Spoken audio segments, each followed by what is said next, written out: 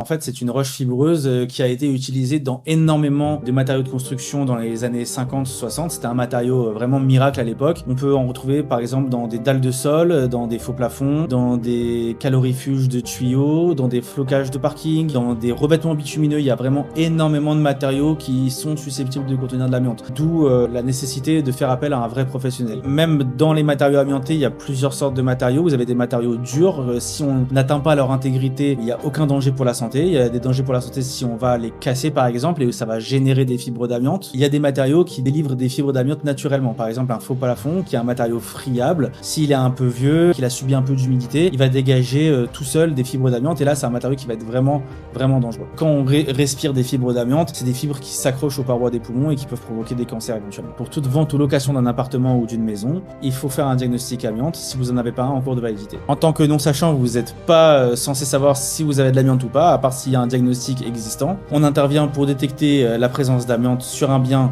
construit avant 1997 pour toutes les ventes et les locations. Si le diagnostic a déjà été fait et qu'il n'a aucune présence d'amiante, vous avez déjà un diagnostic en cours de validité entre les mains. Pas obligatoire de le refaire. Chez Ediag, on est très axé sur la réactivité. À partir du moment où vous voulez prendre rendez-vous, on s'engage à se déplacer entre 24 et 48 heures et à vous remettre le rapport entre 1 heure et 24 heures après l'intervention. Pour prendre rendez-vous avec nous, vous pouvez nous appeler au téléphone, nous envoyer un mail ou même le plus simplement prendre rendez-vous sur notre site ediag.fr.